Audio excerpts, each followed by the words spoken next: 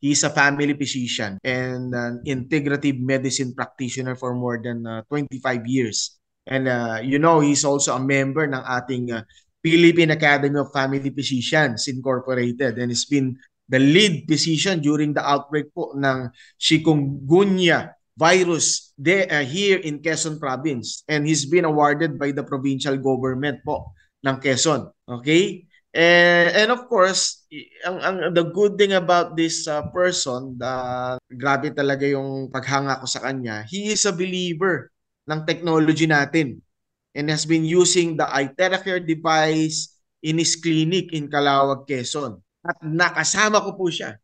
We've been in one team, in one bus pa nga magkakasama kami nung last convention at sa aming Malaysia trip.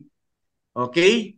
So let us all welcome our doctor, Dr. Alex Ibay.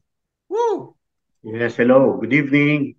Good evening po sa lahat ng ating nag-join ng Zoom meeting tonight. Yes, hello, Yes Jody. po, hello, okay ba audio? Hello. Okay, sige. Okay na po. Take it away. Thank you very much, Doc Philip, for the product presentation. Likewise kay Jody para do sa ating business presentation ng iTeracare. So for those really interested na gawing business po ito, hindi po kayo nagkakamali ng pinasok. You're on the right track. Okay. So, isang disclaimer na to. Thank you, Jody, sa introduction. Ano po? So, I am an integrative medicine practitioner and I'm using iTeracare device since June 2022. Yun po yung first time ko and para po sa akin, siyempre, ito naman pong ating iTeracare device. So, sabi nga po natin, sa ating disclaimer, hindi po ito medical device. So this is not registered sa FDA as medical device. Pero para sa akin, bakit ako gumamit po nito kung hindi to FDA registered? Well, ito po sabi ko nga, ako naman po is open sa mga ganitong klaseng mga devices. If I know na ito po ay makakatulong sa practice ko at alam ko namang hindi po ito makakasama kasi ito po ay tested and well proven. Meron ginawa pong studies na ang terahertz po ay non-ionizing radiation. So wala po itong magiging side effect. Hindi po ito invasive. So ibig sabihin po ito, yung heat lang at saka yung frequency lang po nitong iTera makakabuti na sa health condition ng pasyente. So we do not say that it will cure. It will cure. Pero in my experience po, since I use iTeracare, ang dami ko na pong na-improve ang health conditions niya. Right now po, ang dami kong stroke patients. Kanina lang po, minsan, pag minsan po, hindi ko napapansin, kasi daily meron pong mga 3 to 5 patients ako na yun pong stroke patients. Yung kanina po, in-interview ko yung relative nung pasyente na sabi niya, meron yung nanay niya. And natutuwa pa ako dahil ang sabi niya, yung nanay niya na dating binubuhat nila, ngayon po nakakapaglakad na with cane assistance lang po, nakakapaglakad na. Dati parang hopeless sila dahil akala nila mapaparalyze ng tuloy-tuloy. Sa ngayon po nakakalakad na with assistive device. Yun pong cane, yung tungkod. Nakakauli-uli na po sa kanila. And then meron po akong isang case din na matagal na po siya, ang kanyang boses paus na. Sabi nga na-diagnose daw po siya, yung kanyang lalamunan po nagdidikit na. Kaya ang sabi niya parang ooperahan na. Nabalitaan niya po, pumunta doon sa clinic na meron daw po ginagamit na isang pang-therapy. Nag-try po siya. Siguro po nakaka more or less 8 sessions na po. Ang sabi niya, ang laki na po ng improvement. Kasi ang boses niya medyo hindi na paus masyado. And then yung sabi niya, pag kumakain siya, pag kahit tubig, kahit nalunok lang siya, parang nagdasarading bibig niya. Sabi niya, nakakakain na po ako ng mabuti ngayon. Amazing po yun. So yun po yung mga ilan lang na mga cases ko na nakikita ko sa clinic ko. Actually, siguro kung sa more than 300 or 400 cases na po ang patients ang aking nagamitan ng iTera, and majority of them talaga po nag-improve. Majority of them nag-improve. So ganun po ka galing ang iTera. Ano, kaya po ako ay tuloy-tuloy kong ginagamit, at ito nga po ako ngayon nandito para i-share ko po sa inyo kung meron po kayong mga queries o regarding yung ito po sa ating paggamit ng iTera. Nandito po ako para masagot yung inyong mga katanungan po tungkol dyan. So, Jody, let's go ahead. Alam ko medyo marami na rin naghihintay. Sige, sige. Pero nung Okay po, kanina kasi ilang nabasa sa sa group dito sa chat box. Nagta-type sana ako pero nag-start na tayo, so hindi ko na tuloy isagutin. So ano na lang natin yung mga nasa chat box natin. Sige po, si Ariel from Singapore. Hi Ariel. Yes. No, ang tanong niya kasi, good evening Doc Alex, pwede po bang i-therapy care natin sa may eye niya? Saka po sa toe fungus, at paano po ang pag-blow nito? Alin yung isa? Hernia? Eye hernia. Hernia. Hernia. Eye hernia. May ganun ba? Eye. Oo, eye hernia. Well, tapos saka po toe fungus.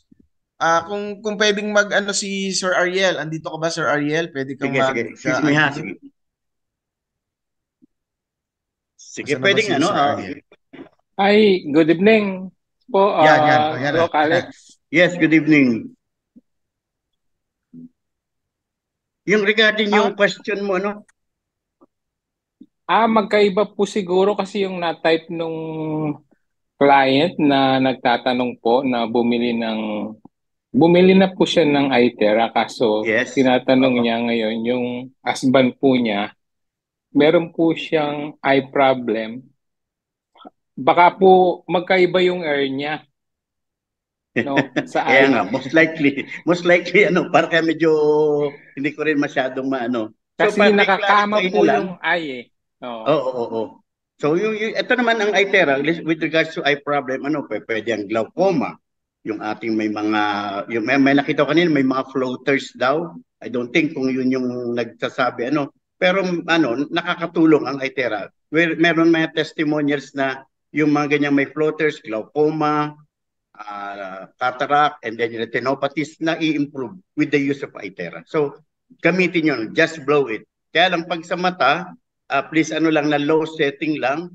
Yung iba kasi, nakikita ko, pwedeng naka-open or naka-close ang eyes. Wala namang magiging effect doon yung blue light. Wala siyang magiging side effect or wala magiging additional effect yung blue light.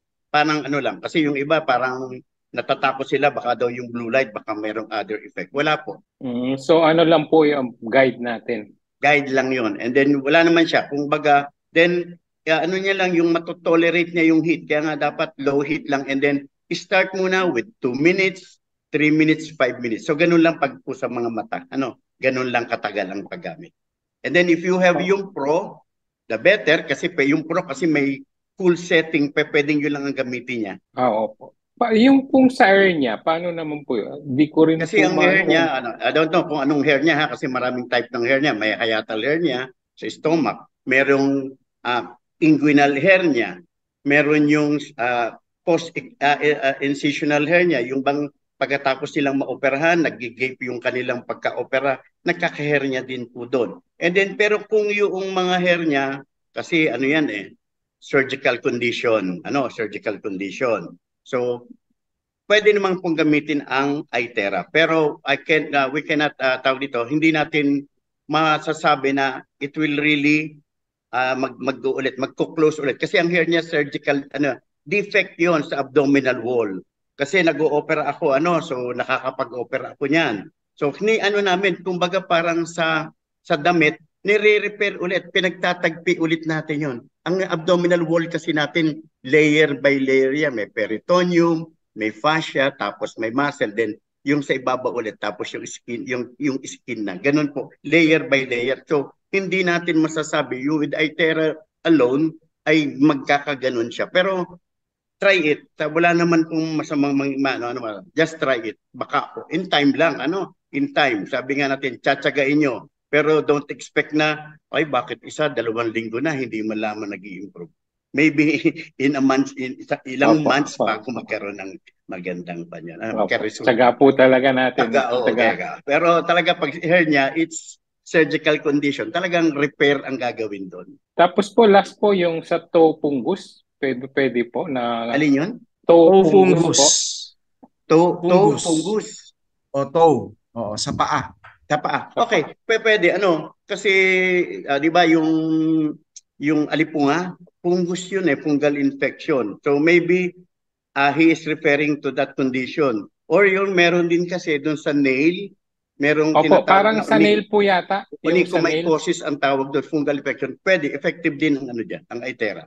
Can try it lang. Pero Samahan po basta ng... fungal infection, medyo matagal ang gamutan. Kahit yung iniinom na gamot, it will take months.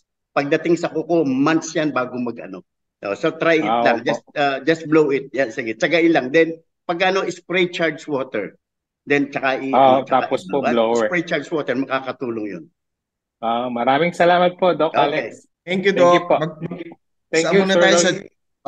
yes, thank you, Ariel. Okay, magbabasa muna tayo yung standby lang po yung mga nakataas ang kamay, kayo naman yung susunod. So, ang mga question po rito sa Doc, yung I don't know if you have idea na sa Itera Bio, pag may teeth implant daw ba pwede?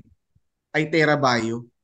Kasi ganun din, just like yung, may pa rin siya ng terahertz, ha? So yung frequency pa rin nun, pwedeng magkaroon ng pansa heart. Heart, may stent or anong implant? Hindi, teeth.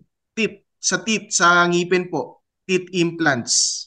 Palagay ko pwede naman. Kasi di ba ang isang with yung ating klase, yung terahertz device, is yung may heat.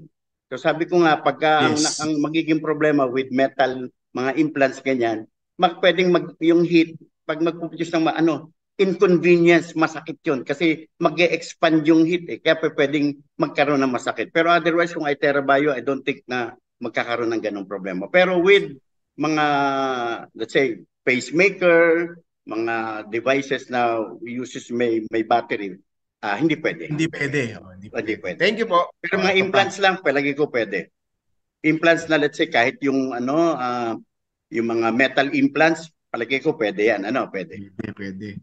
Tapos may another is it okay daw, sabi ni Fed de la Cruz, is it okay to use the device with spinal T12 compression? Spinal T12 compression. Sa T12. Sa dito yata siguro. Okay, pwede. Okay, T12. So yung T12 is yung pinakang lowest part ng ating thoracic vertebra. Thoracic. Spine, neck, cervical, thoracic, and then ito lumbar, then ito yung pelvic na sa sacral. Okay. So yung dito, sacral. Kahit may compression, pwede. Actually, makakatulong nga doon ang Itera kasi tawag dito, para siya, medyo magre-release ng konti yung pinakamparang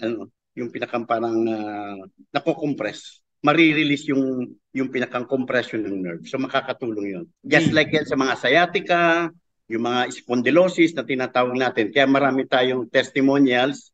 At ako, sa akin, yung mga pasyente ko may sciatica, nare-relieve yung pain nila using Itera. So ganun din yun. Parkinson's daw po, sabi ni Lily Weng Marco. Yes, Saan daw po i-blow? Marami tayong testimonials. Ilang minutes?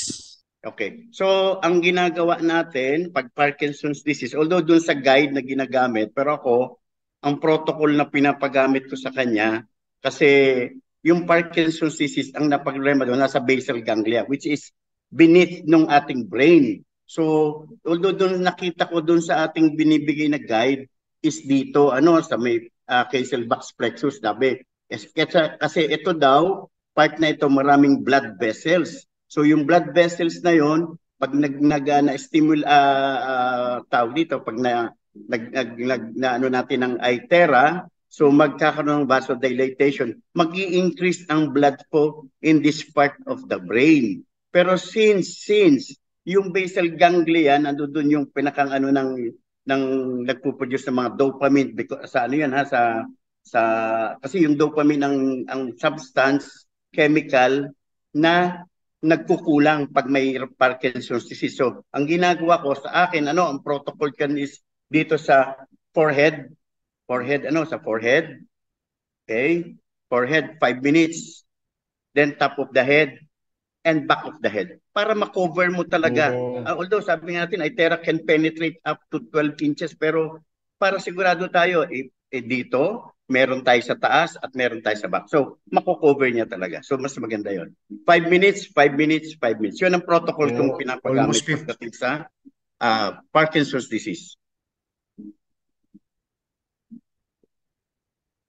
Okay, okay. Thank you, Doc. Ito Doc, lagi itong tinatanong pero magandang marinig kasi. Kasi meron ka sigurong nito, testimonial na yung dinadialysis daw po, sabi ni Lily Weng, Marco. Saan daw Okay. ibublow pagka dinadialysis na? Okay, sige. So, syempre lagi ang ano natin diyan is the basic protocol. Always the basic protocol, and then syempre, 'di ba, natin yung like yung sabi ni Doc Philip, importante diyan yung charged water. But in a case ng may chronic kidney disease, limited ang kanilang pagtake ng water, ng fluids. In particular, general fluids, yung fluids kasamang tubig kung ano man yung kanilang iniinom. So, pagka kasi chronic kidney disease, usually yan, mga less than 1 liter na ang iniinom nila. So pagdating sa charged water, pwedeng 100 ml lang before and after. So 200 ml na yun. All the rest yung 800 nila, pwede doon. Siyempre, iinom pa sila ng kanilang medication. So para doon. And then, do the basic protocol, siyempre, spine, and of course, itong kidney area. Importante ito. Kasi na itong kidney. Di ba? Pagka chronic kidney disease, kidney yung may problema mo. So ito, stimulate mo. Stimulate. And yung nga, sinasabi ko, meron akong dating case na hindi siya nagpa-dialysis. Hindi pa nagpapa-dialysis. From 10, naging 6 ang kayang creatinine after using Itera. Itong isa naman, na patient ko din, at relative ko, nag-undergo na siya ng dialysis. Before, wala siyang urine output, pero after mag-therapy na siya using Itera Care device, daily meron siyang 100 ml ng urine output, which means na naggumagana na yung kanyang kidney kahit pa konti. Pero ulitin ko lang, hindi, although hindi natin ito, wala pa tayong testimony nito. Pero, ayun, nag-i-improve ang creatinine level, pero hindi naman yun talaga. Although yung mga unang-unang testimonies, alam ko, from 8 something, nagiging 2.8 something, gano'n na lang. And then, pero ako, sa akin, yun yung mga naging experiences ko. Tapos, ngayon nga, meron akong isang pasyente ulit na she is about to undergo ng dialysis, pero ayaw niya. Then, nang hina na siya, ayaw na niya magpatingin ng kanyang creatinine kasi nadidismaya na siya. Para bang pag nakikita niya, parang nadidepress siya. Sabi niya, nung pinagamit ko siya bumili sila ng device, gumamit sila. Ngayon, pag nakikita ko yung pasyente, ang lakas-lakas na niya. Sabi nga nung anak, ibang-iba na po yung mama ko. Hindi po katulad dati, parang laging, parang mahina. Parang, kasi meron silang grocery. Sabi niya, ayaw na pong pupunta sa grocery pag napunta po doon pagdating niya ng hapon. Kaya nanghihina na siya. Pero ngayon, pag nakikita ko siya, nakangiti na. Kasi malapit lang ang bahay nila sa amin. So pag nakikita ko siya paghapon, nakangiti na. Which means na maganda ng pakiramdam. Actually, hindi ko lang siya yung personal na nakakusap. Pero pag nakikita ko siya, nakangiti siya sa akin. So which means na maganda na ang pakiramdam niya. So ganun po yun. Wow. And then meron mga testimonials tayo from our group, Jody, may ka-group tayo na yung husband niya talagang nag-improve a lot. Sabi nga niya, tawag dito, yung medications niya, dati 8, ngayon 3 na lang. And then ibang-iba na siya ngayon, lumakas na siya. Ganun yun. And then yung creatinine niya, nagbaba din. From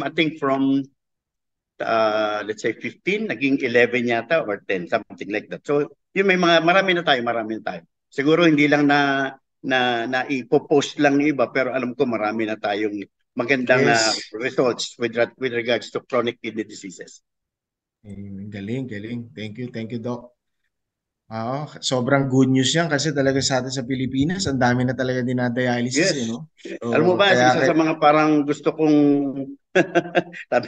isa sa mga aking gustong parang parang tawag ba dito? Yung chronic kidney disease kasi naaawa ako dun sa mga merong CKD. Grabe. Talagang pahihirapan ng pasyente, pahihirapan ng relatives ng pasyente. So go ahead ulit.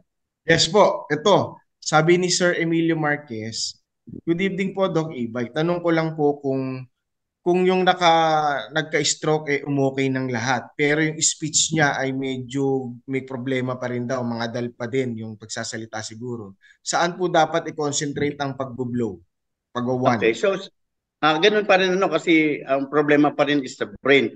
Para ma-cover niya lahat, although ang speech therapy natin nasa may likod yun, okay. So i-cover niya, parang katulad, yan ang protocol ko basta with regards to neurological or neurodegenerative conditions.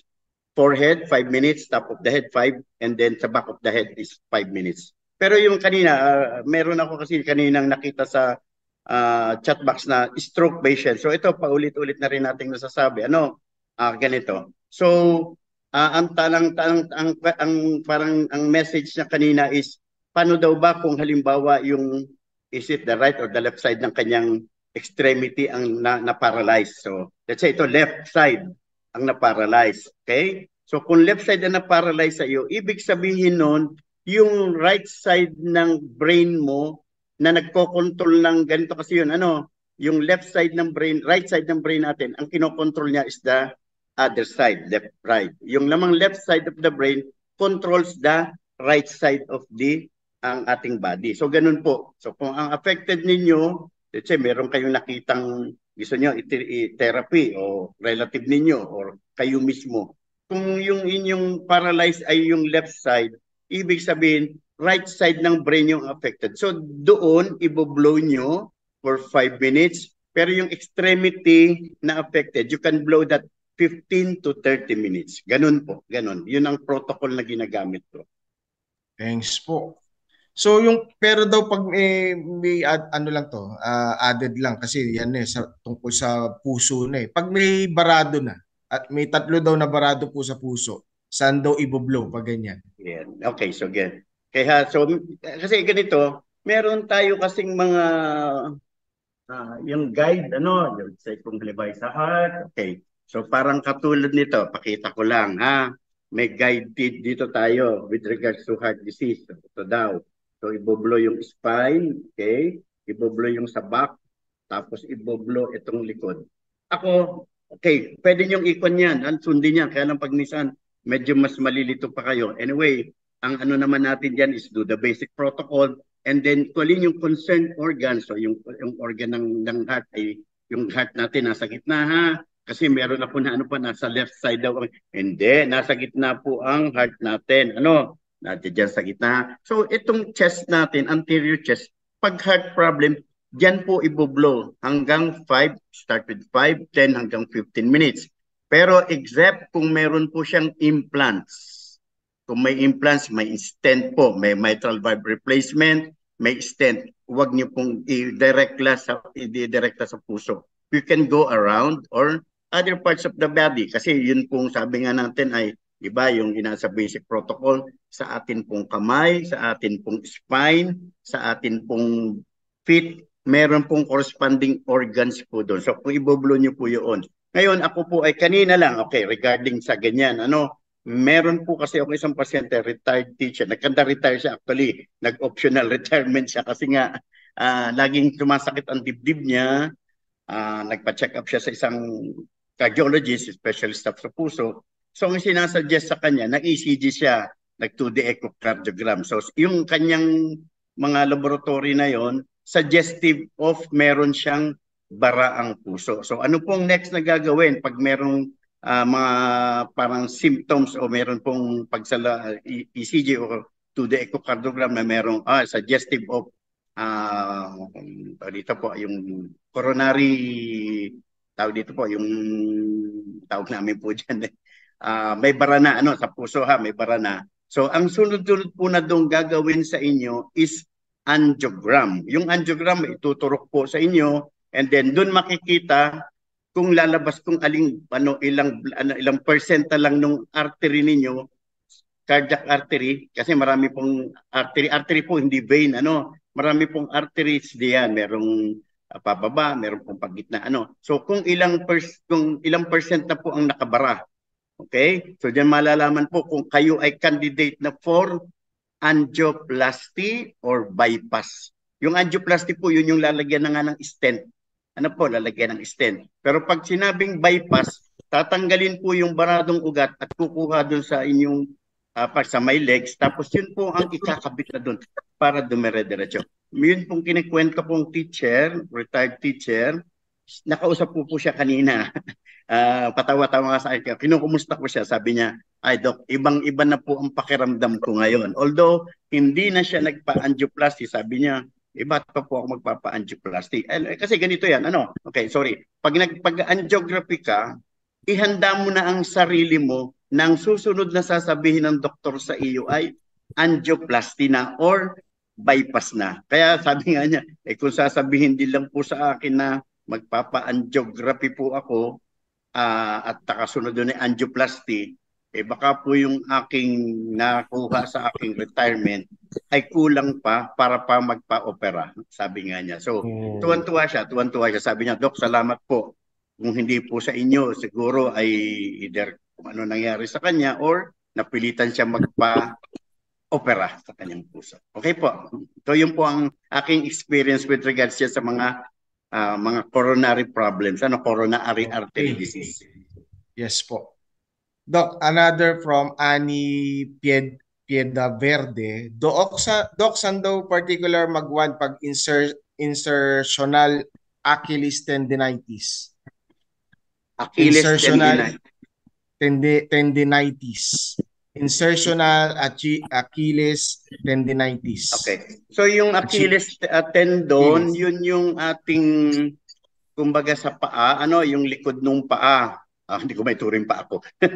Okay. So yun yung kaya nga 'di ba alam niyo ba yung may tendon of Achilles, alam mo meron tayo noon una na yung bang sa natin na yung si Achilles, 'di ba? Siya yung lumilipad. Then pinana siya, doon siya tinama, kaya tawag doon ay tendon of Achilles. Yung sa paa yun doon. So pag po sumasakit yun, doon niyo po yung mga tendinitis po ang tawag diyan. Doon niyo po i-blow sa 15 minutes. Spray niyo ng charged water tapos i-blow niyo po ng 15 minutes. It's either of the left kung right na ang kanyang affected. Okay.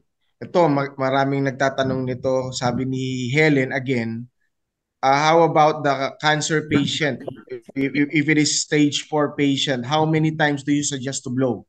Stage 4 cancer patient. Okay. So ito where? Po lagi natin sinasabi, sa cancer patients po, we cannot expect although there are testimonies po, meron po tayong kasamahan po dito sa PRIVE na siya po ay talaga nakapagbigay na ang nakatulong sa kanya ay ang iTheraCare. She had undergone surgery, nag-chemotherapy na po siya, and then parang nagde-deteriorate yung condition. Nung nakilala niya, nung na-introduce sa kanya po yung iTheraCare, ay doon po lang siya nag-improve.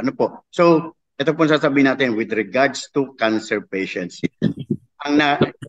Dito po ay, ang nagagawa po ng iThera is improve, at least yung quality of life niya. So, ano po ba yun? Nababawasan yung pain. So, pag siyempre, ang cancer patients po, ang number 1 idadaing po niyan is yung pain. So doon yung po ang di nila kaya po yung iba naririnig natin yung sabi nga ay turukan nyo na po ako para hindi ko na po yung dire-diretso na para hindi niya na ma-feel yung pain. Or yung iba, let's say pag yung mga cancer, yung pong sugat nila, yung tawag po natin parang yung tawag namin doon parang yung wound nila parang lalong naglalahay, ang tawag doon, parang nagkakaroon ng yung condition nagde-deteriorate. So, pag po, ang sinasuggest ko po diyan, pag mga stage 1 or 2, yun, medyo malaki po ang chances po na sila ay makarecover kasi sabi nga po natin, alam na tinuro po na kanina po ni Doc Philip, kung ano ang magagawa ng iTheraCare sa ating katawan. So, kung mga stage 1 is stage 2, ibig sabihin po nun, wala pang metastasis yun. Nandoon pa lang mismo sa area na doon yung kung alin yung organ involved, doon pa lang. Pero pag nag-stage 3 and 4 na, so ibig sabihin nagme-metastasize na po yun. So ano na po, medyo sabi nga natin ay naiba na po yung condition pagka ganun. Pero we can always try po. We can always use Itera. Wala pong masamang gumamit. Pero ganito lang po, don't promise kung halimbawa, kung meron kayong parang gustong ng Itera. Pero don't promise lang po na, ay gagaling yan. Ito, pag Itera, mawawala yan. Kasi baka po tawag dito, mag-expect sila ng ganon. So hindi po, Thank you, Doc. From live tayo sa mga nakataas ang kamay kay Mr. John Okay. Espiritu. Meron po siyang itatanong. Yes. Hello, Sir John. Open your camera. Hello. Yes, Sir hello. John. Yes. Yan, okay. Sige po. Okay. Ganito po, I've been stroke since 2018. Ang concern ko po, sir, kung paano ko po i-blow yung part ng head. Kasi ang affected po sa akin ay left side, both hands and feet. Gaano po katagal ang pagtutok doon? At it is safe po ba? Safe? Okay, sige. Actually, I can speak of kasi of yung ganito sa stroke. Kasi right now, ang dami ko pong, hindi ko naman madami, pero medyo dumadami na po yung aking patients na nagpapatherapy sa akin. And with great, improvements po sa kanilang condition. So, katulad ng nabanggit ko kanina, kung yun pong left side ninyong affected, yung left upper and lower extremities, ang ibig sabihin po nun, it's the right side of the brain ang nagkaroon kayo ng either hemorrhage po ba? Pero most likely ischemia yun, na-damage yung brain. So, ang sabi sa diagnose po kasi, daw po para pumutok yung sumabog ang dugo, parang ganun. Okay, so ibig sabihin hemorrhage yun, or baka nag-aneurysm like most likely. Hemorrhagic. Okay, so hemorrhagic stroke ang tawag natin doon. Kasi dalawang stroke po, isang ischemic, isang hemorrhagic. So yung hemorrhagic sa'yo. So medyo mas kasi ang prognosis ng hemorrhagic, dahil pwedeng malaki ang na-involve sa'yo unlike yung ischemic. Pero kung left side ang naapektuhan sa extremities mo, yung right side of the brain ang iyong iboblow ng 5 minutes. Start with 5 minutes. Ako hanggang 15 minutes pero pag ganun katagal na, low setting na lang ang pinapagamit ko at medyo malayo-layo ng konti. Let's say 10 inches away. 10 inches away. 10 inches away. Pagka medyo ang heat. Pero yung low heat lang, pwedeng 4 to 6 inches as long as you can tolerate sa right side of the head mo. Right side. May specific may specific part po ba partner para dito sa sa right side. Wala naman, yung right side mo, yung parietal area, kung tawagin namin parietal area, dito. Dito sa right. Basta yung right side mo. Ito dito. Anyway, iboblow mo naman yan, di ba? Pag binoblow yan, cover mo na itong other half of the head. At saka, anong nangyari po kasi, nagagamit ko na po yan using the basic protocol na sa mga meridians. Ang problema lang po, hindi ko muna in-attempt sa parte ng head kasi medyo tatakot ako. Okay, so okay yan. So, gawin mo. If you can do it, pwedeng relative mo ang magpan sa iyo para hindi ka mahirapan. Although hindi naman ka mahirap na mag-blow sa kung kahit nag-iisa ka. Opo, pero kung meron mag-a-assist sa iyo, the better. Opo, nagpapasis po ako eh. Hindi po bababal doon sa nag-assist sa akin mag-blow. Pwede po ako mag-start mamaya kasi every evening lang po nagbo-blow once a day. Okay. You can do it 2 times a day kung may sarili ka namang device. Opo, may sarili po akong device na 1 week ko na po nagagamit. Okay, sige. Okay. So, just blow it.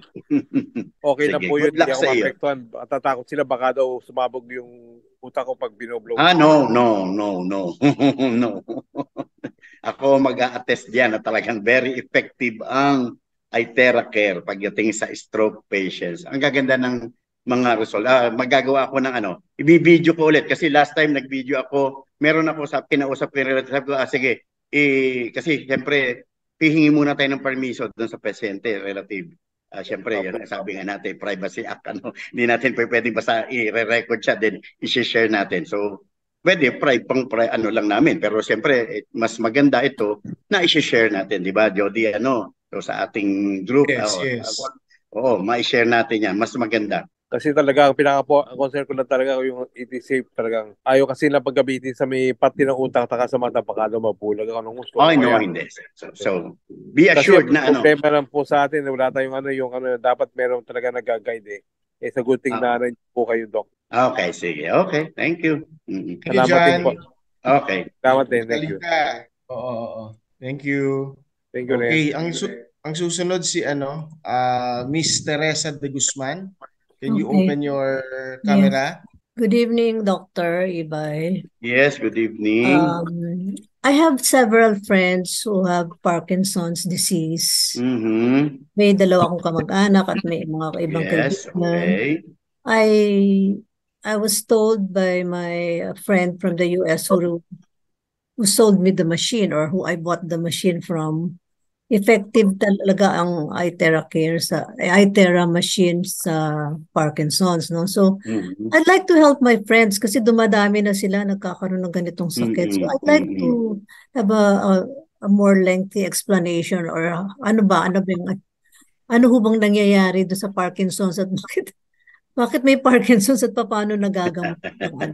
Sige, ang tawag dito, ano po? Is a neurodegenerative condition. Ano po? So walang particular na cause po diyan. Ang problema is yung dopamine, yan yung substance na nare-release po ng ating brain, nagkukulang na. So yung dopamine, pag nagkulang na yon, dun siya nagkakaroon ng effects po na nagtetremors, naninigas, yung ganun po. So kaya ang medications nila ay yung para po mag-increase uli yung production kasi yung reuptake mayroon pong mga mekanismong gano'n. So with regards po dito sa iTera, so 'di ba kaya nga po sabi nga ng isa sa ating functions or benefits na makukuha natin sa iTera, nire-regulate po niya yung glands, nire-regulate po niya yung ating glands. So particular the brain. So ibig sabihin po kung nagkukulang ang ating brain kasi although medyo anatomical ito, medical, ang ating pong dopamine is doon doon sa basal ganglia sa ilalim po ng brain, nandoon po doon po yung area na nagpo-produce po tayo ng dopamine. So kung i-stimulate po yan ng iTera, so magpo-produce ulit po ng dopamine na kailangan po ng katawan natin. So ganun po. Another question kung pwede, you gave sa the brothers who presented earlier, tatlong klase yung machine. Yes, are we saying that one is superior to another or ano ba yung pinaka-effective? Kasi ang kaya lang namin kaya ko lang yung pinakamurang machine but somebody was telling us earlier, gamitin nyo to, mas powerful to. So ano ho bang pagkakaiba ng tatlong machines na yan? Yung gadgets na so may iba-iba po kasi silang so meron po tayong classic, meron premium, at meron yung pro. Okay. So ang nagiging difference lang po nila naman kasi iba-ibang let's say ang classic may 3 settings. Ang premium may 2 settings. Ang ang pro ay may 4 na settings. Pero pare-pareho lang po sila nagbibigay nagpo-produce ng heat at nagpo-produce po ng terahertz frequency. So, kung tatanungin niyo po, medyo pag gumamit kayo ng pro, malelesen lang yung time kasi parang medyo mas malakas lang ng onte. Pero if you sa akin po I started with classic sa akin pong clinic. And then personal ang ginagamit ko po ay premium. Pero right now meron na rin po akong pro. Anong naging difference? Kasi dati po pag nagte-therapies ng patients, usually 15 to 30 minutes. Now with the pro, mas na-shorten po. 10 minutes lang pwede na. Yung dating 15 minutes, dating 30 minutes, 10 minutes lang po. So yun lang po nagiging parang difference na. Na-shorten. And then nga po yung mas, sabi nga natin, ang pro is mas sturdy, mas magamitin nyo po ng tuloy-tuloy. Hindi katulad po ng classic, 45 minutes dapat isa-shut off nyo muna kasi mag-overheat po. Unlike the premium and the pro, medyo mas tumatagal. So yun lang naman po ang magiging diferensya. Pero lahat po yan effective. Classic. Kasi yung classic po, yun ang dating ginagamit ko sa clinic and lahat po yan ay, yun nga, kahit stroke, kahit ano pong case na ginamitan ko lang, very effective pa rin po. Thank you. Last question po. Sabi niyo 10 years, somebody said, or the earlier speaker, 10 years dapat i-discard na yung yung gadget after using it for 10 years. Tama ba? Ang dinig ko. Si Doc Philip kasi binanggit niya yun yung parang protocol lang naman sa mga electronic. But then sa atin naman iba naman yung nito designation ng product natin eh. We have quartz sa loob, so ang tagal ng buhay nun. Okay. Yun naman yung binibili po natin doon. Okay, thank you. Okay, we have last si Miss Julita Dorado. Thank you, Ma'am Teresa. Thank you too. Miss Julita Dorado, pwede na po? Yes po. Yan. Hello Yes, po. good evening. po. Hello po. Yes. Good evening po, Doc Ibay. Go ahead. Yes, good evening, Julita. Yes po, ako po'y nakapagtanong na sa inyo last time sa phone tungkol do sa osteoarthritis ko po. Sinunod ko po yung payo nyo na gawin kong 15 minutes. Ngayon po, medyo okay po. Ang tanong ko naman po ngayon, may cataract po ako, both eyes, more than 1 year na po. Ngayon, may pamatak pong binigay sa akin ng doktor. Dinadidetox po naman siya. Ito pong salamin kong ito, simula na gamitin ko, nadidetox po in the form of luha or muta. Ngayon po, narinig ko sa inyo, pwede ding i-block ko yung aking mata. Ay, ang nangyari po, ay sabi ng doc, 2 eyes. Pero ngayon, mas grabe siguro aring left eyes ko. Isinasabay ko po doon sa protocol. Pagkakatapos ko po doon, di ba po ang last eye is fine. Ay di, isinusunod ko na po yung eyes. Tig 1 minute lang. Mga 1 week ko pa lang yung ginagawa. Is it really na nararamdaman ko po nalalabo doon sa kaliwa ko? Pero that means to say nadidetox na po yun. Ano po? Then pagdating po sa umaga, napapansin ko lumilinaw yung mata ko.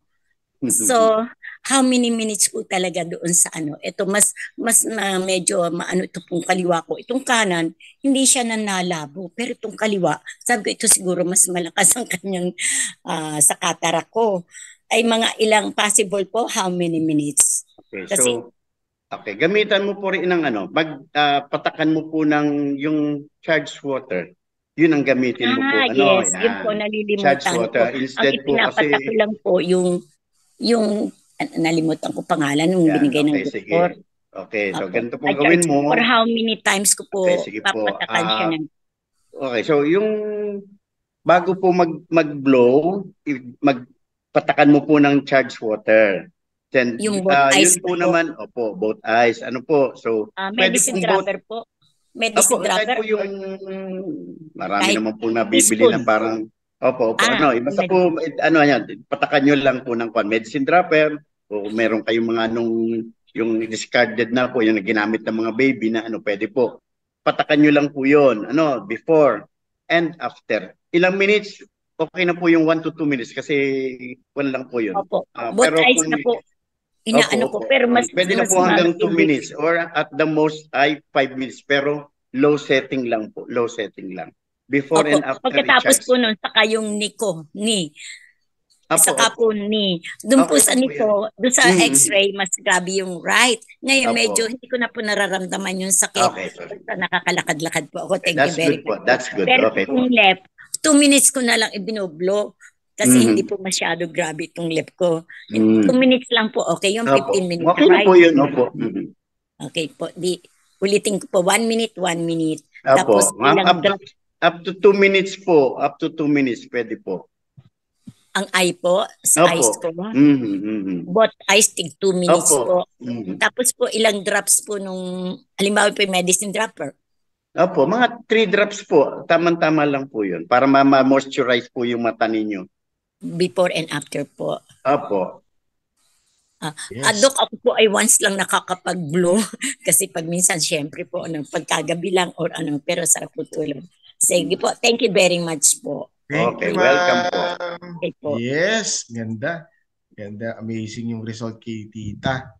Okay, actually we have na lang mga question na lang po, Doc, and then tapos naman na. Sige. Ang meron lang ako nabasa kasi rito, medyo kakaiba. Ngayon ko lang nabasa yung what if nga daw ay cancer sa dila, saan ibublow, sabi ni Miss Gloria Reynosa. Doon mismo Cancer sa sa an dila. open, okay, pwedeng naka-open ang mouth and then directly i-blow mo doon sa tongue. I-blow mo yung, i-open mo yung mouth mo. So, mako-cover na yung tongue mo. Okay. Okay na. Mga ilang minutes daw po yan? Ilang minutes? 5 minutes hanggang kasi medyo mainit dahil yung mucosa natin makuan. Ang maganda rin diyan yun, magmumug ka rin ng charged water. So Charge. di ba? Wow. Okay, iinom ka before. Mhm. The same time, pagka inom mo ng dal ng charged water, magmumug ka din muna para ma-moisturize, and from time to time imumumug ka para hindi manuyong-anuyo ang iyong loob ng mucosa ng dila mo. Yes. Okay. Si Sir Jerry, ito po, konti na lang naman ito. Si Sir Jerry sabi naman niya, applicable din ba ito pag may prostate problem? Paano Yes. po ang blow? Yes, pwede po. Doon mo i-blow sa sa lower abdomen, tawag natin sa Tagalog, puson. So ito po, ito lang, Puson. i-blow nyo ito. Itong Prostate. area na to. Yan, ang prostate po kasi doon.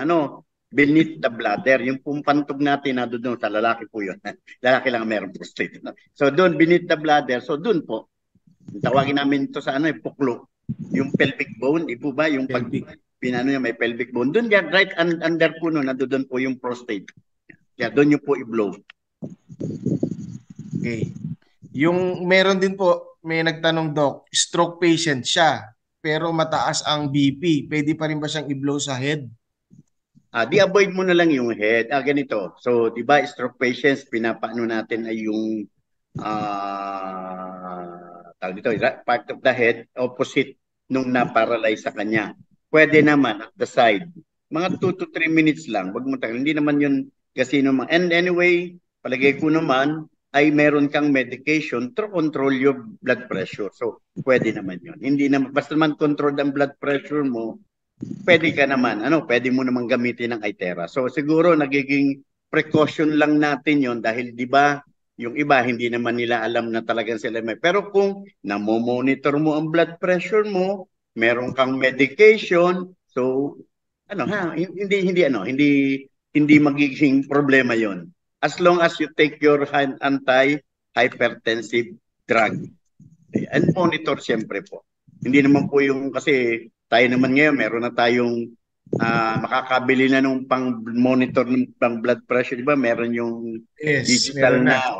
So, hindi na po sana magiging problema yon. Kasi alam nyo naman siguro kung baga itong medyo mataas ang blood pressure ninyo, edi wag muna kayo nyo muna, ihintay nyo yung time kasi kung meron kayong pang sariling pang-blood pressure, di ba? Meron kasing oras, medyo mataas ang blood pressure. So kung medyo okay ang blood pressure, doon kayo mag-blow sa head. Thank you, Doc. Actually, tapos na tayo. Naubos natin lahat ng question. Maraming salamat mga ka-Prive. Ang may tanong dito, Doc, saan daw po ang clinic nyo? Pwede daw po sila magpa-check up ba? alam mo, kanina may tumawag sa akin, she is from Lipa City. Yung pasyente daw nila, bang condition nun? Parang dialysis na yata. Taga Lipa, tumawag sa akin kanina. And then, kasi kilala niya may kilala, dati kasama ko sa hospital, yung kapatid nitong tumawag sa akin kanina. Sabi ko, nasa Calawag ako. Opo, alam po namin. Sa Calawag kayo. Pupunta daw sila next week. So yung aking clinic, nasa Calawag. Ano ka lang sa inyo ang Calawag, Quezon is almost at the southernmost part na ng Quezon, next ang Bicol. So kami from Manila ay sa ngayon yung travel time kasi maraming is almost 6 hours from Manila. Pero sabi ko sa Jody, nakwento ko sa inyo, before meron ako yung pasyente taga Valenzuela taga sa parting Bulacan na siya. San Jose del Monte, nakwento niya na yan. San Jose del Monte. Sabi ko, ba't kayo pumarito? Ang lahat ng may nagbalita po sa amin. Ano yun pre-pandemic yun, pre-pandemic. And naman po, tawag dito, gumaling naman yung pasyente. Natutuwa lang ako doon. Wala pa daw ba kayo sa Lucena? Sabi ni Miss Minihaha Punsalan. Wala. Sa Lucena. Meron nga akong isang nakausap. Actually, yun yung kinikwento ko. Siya yung friend ko na may ng gems, stone sa sa Naga City. Inaalok sabi niya, Doc, ano kaya kung ikaw ay mag-clinic dito? Nasa Robinson's Naga siya, ang kanyang shop. Sabi ko, hindi ko na siguro magagawa. Pero from time to time kasi, lalo ngayon, piyesta ng Peña Francia, so pupunta kami doon. At then doon nga, meron ako dong naghihintay sa akin. Actually, bayad na, meron daw dalawa nagbayad na at meron dalawa pa na gusto mag-purchase ng iTera Classic. Wow! Okay. Isang question pa po, pwede pa? Meron, nakita ko nga si Miss, sino? Kanino yan? Ako to. Teka lang, ma'am, si Mary may tanong kasi. Tama nga, sino ba to? Marl. Si Marl. Teka lang po, ma'am, Miss Teresa. Nakalimutan ko itong basahin. Pinaano niya. Yung pituitary tumor daw po, papaano? Saan ang tutok ng blower? At saka pituitary gland kasi nasa may Myrpic adenoma. Maliit lang yan. Maliit lang na part ng brain. Pero kasi sa brain pa rin ang problem. So kasi nasa ilalim ng brain yan. Yan, nasa may gitna. Okay, so ganun pa rin. Front of the head, forehead, 5 minutes. Top of the head, 5 minutes. Back of the head, 5 minutes. So mako-cover mo. Kaya pwede mong pag nag-blow ka, pag ganun, yan, sige, yan. So para ma-cover mo yung buong area ng brain. Kasi nasa ilalim yung pituitary gland. Nasa loob ng ilalim ng brain natin. Yun na po ba yung, Doc, yung Pleomyrpic adenoma, right parotid gland? Yun na rin ba yun? Iba yun, iba. Iba yun. May tanong pang yun. Kasama rin. Parotid gland, ito, sa Pleomyrpic adenoma. Right dito sa ng iba, sa may front ng pisngi. Dito, iba yan dito. Sa iba, front ng tainga. Yun, nandito sa salivary gland natin nandito. So yung isang form lang ng cancer yun, hindi kumbaga yun dito. Okay. So doon mo i-blow yung part na yun, 5 hanggang 10, 15 minutes kung pwede. Pero low heat lang, yung matotolerate mo lang. Okay. Miss Julie, kayo ba yung nagtanong na? Teresa, si Miss Teresa ba nagtanong? Ako. Tatanong. Ano po yun? Last na po Last. Kasi na tayo. Okay. Overtime. Mabuti pala naka-join ako ngayon, kasi madami akong tanong. Anyway. Sige po, Ma'am Teresa, go ahead. Yung natutuwa ako kasi it looks like doctors are supporting this gadget, no? But I was wondering, ba't hindi pa po kaya widespread yan sa ospital kung may magagamit natin sa mga medical practitioners, no? Kasi integrative ang sinasabi natin, di ba? Integrate the traditional and the mainstream and the alternative medicine, yung tawag doon Kaya ako ang wish ko, sana makapasok din yan sa mainstream para marami matulungan. Kasi kung madami mga sakit na madali lang naman pala ma-address nitong iTera, why not use it, no? Yun. Kasi ma'am, ganito po, although marami na pong clinical studies na with regards to terahertz frequency. Pero ito po kasi yung iTera Care, hindi po ito registered as a medical device. Alam niyo po, pag sa mga hospital, pag hindi po yung ganyang ng FDA, kasi marami po sa totoo lang, marami po mga devices po, gadgets na ang hirap-hirap po kasi dadaan kayo sa butas ng karayom pag register kayo, i-register sa doon. Ang dami pong hihingin na kung ano-ano po. Dadaan kayo sa butas ng karayom. And ako, halimbawa, bakit tatanungin nyo? Bakit si Dr. Ibay gumagamit niyan? Kasi sabi ko nga po, ang practice ko is integrative medicine. So ako po, kasi sa akin, if ever I find tulad po ng iTera na makakatulong po sa akin. And ito po di ba, according to sa po natin, may test na ginawa na wala naman ba tong radiation. So wala naman tong harmful effects. Sabi nga po namin mga doktor, first, do no harm. Kasi yun po ang aming sinusunod na dapat yung gagamitin nyo.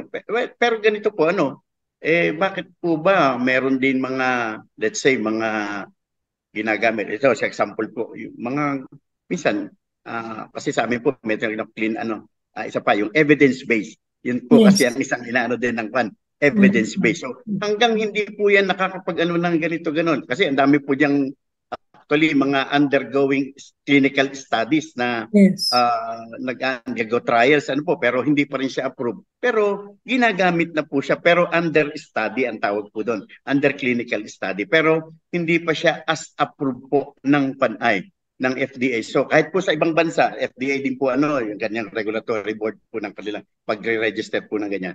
Kaya marami po rin pong let's say ito po, hindi siya pwede pong gamitin ng hospital kasi yung yung mga doctors po noon questionin hindi naman yan approve ng hindi naman yan as medical device, so hindi natin siya pwedeng gamitin kasi meron pong mga sinusunod pong din po ang mga hospitals likewise kami pong doktor. Pero ako nga po dahil para sa akin nakikita ko po makakatulong ito, wala naman tong magiging harmful effect based po doon sa kanyang and then ko din po, nag-research din po ako about terahertz. Yun nga po binabanggit kanina ni Brad, ni Doc Philip. So marami pong pinagagamitan ang terahertz with regards to medical conditions. Isa po, di ba?